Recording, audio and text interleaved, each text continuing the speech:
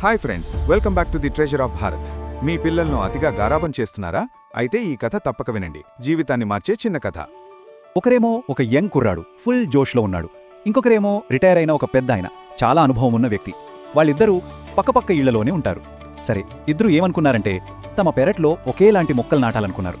ఆ యంగ్ కుర్రాడు ఏం చేశాడంటే తన మొక్కకి కావలసిన దానికంటే ఎక్కువే ఇచ్చాడు.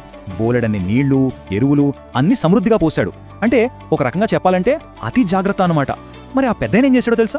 ఆయన తన మొక్కకి జస్ట్ బతకడానికి ఎంత అవసరమో అంతే ఇచ్చాడు. కొన్ని నీళ్లు, కొంచెం ఎరువు, అంతే. సహజంగానే మొదట్లో ఏమనిపిస్తుంది? ఆ కుర్రాడి పద్ధతే కరెక్ట్ అనిపిస్తుంది కదా. నిజంగానే అతని మొక్క ఏపుగా, పచ్చగా, ఆకులతో కలకలలాడుతూ పెరిగింది. చూడ్డానికి చాలా బావుంది. ఇక పెద్దయిన మొక్క సంగతికొస్తే అది కూడా బలంగానే ఉంది. కాని ఈ కుర్రాడి మొక్కంత ఆకర్షణీయంగా, అంత గొప్పగా ఏమీ లేదు. నిదానంగా, ఎలాంటి హడావిడి లేకుండా పెరుగుతోంది. అంతా బాగానే ఉంది, ప్రశాంతంగా సాగిపోతోంది అనుకుంటున్న టైంలో ప్రకృతి ఒక పెద్ద ట్విస్ట్ ఇచ్చింది. ఆ రెండు మొక్కలకి ఒక పెద్ద పరీక్ష పెట్టడానికి రెడీ అయింది.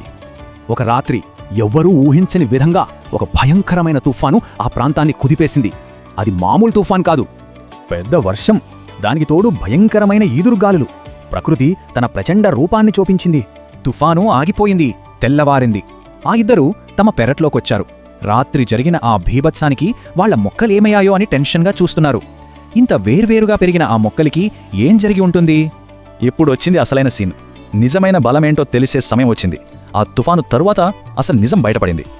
అయ్యో, ఆ యువకుడు ఎంతో గారాబంగా పెంచిన ఆ అందమైన మొక్క తుఫాను దెబ్బకి తట్టుకోలేక వేళ్లతో సహా పెకిలించుకుని కింద పడిపోయింది.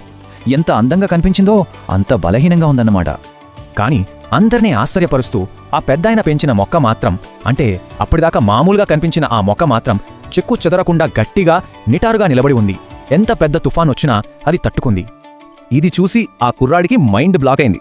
నేనింత కేర్ తీసుకున్నా నా మొక్క పడిపోయింది, మీ మొక్క మాత్రం నిలబడింది, అసలు ఇదెలా సాధ్యం అని ఆ పెద్దాయన్ని అడిగాడు. ఇప్పుడు ఆ పెద్దాయన చెప్పే సమాధానమే ఈ కథ మొత్తానికి గుండెకాయ లాంటిది.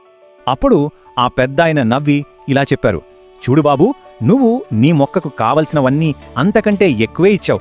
దాంతో దానికి నీళ్లు, పోషకాల కోసం కష్టపడి భూమి లోపలికి వెళ్లాల్సిన పనే లేకుండా పోయింది.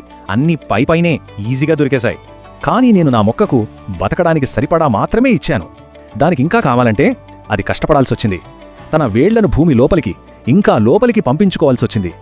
ఆ కష్టపడటంలోనే దాని వేళ్లు బలంగా తయారయ్యాయి. ఆ లోతైన వేళ్లే ఈరోజు దాన్ని ఈ తుఫాను నుండి కాపాడాయి.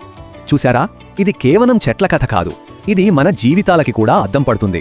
మనందరికీ వర్తించే ఒక గొప్ప పాఠమిది. ముఖ్యంగా పిల్లల పెంపకంలో ఈ పాఠం చాలా ముఖ్యం. మనం మన పిల్లలకు అన్నీ సులభంగా అందిస్తూ వాళ్ళని ఏ కష్టం రాకుండా కాపాడితే వాళ్ల వేళ్లు కూడా ఆ మొదటి మొక్కలాగే పైపైన బలహీనంగా ఉండిపోతాయి. అదే వాళ్ళు స్వంతంగా సవాల్ని ఎదుర్కొనేలా చేస్తే వారి పునాదులు బలంగా తయారవుతాయి. సో ఈ కథ నుండి మనం నేర్చుకోవాల్సిన 3 ముఖ్యమైన విషయాలు ఏంటంటే, 1, మరీ ఎక్కువ సౌకర్యం మన పునాదులను బలహీనపరుస్తుంది. 2, కష్టాలు, సవాళ్లు వచ్చినప్పుడే మన వేర్లు లోతుకు వెళ్లి బలంగా తయారవుతాయి. ఇక 3వది చాలా ముఖ్యమైనది, నిజమైన బలం బయటకు కనిపించే ఆడంబరంలో కాదు, లోపల మన పునాదుల్లో ఉంటుంది. ఈ వీడియోలోని మెసేజ్ మీకు నచ్చితే లైక్ చేయండి.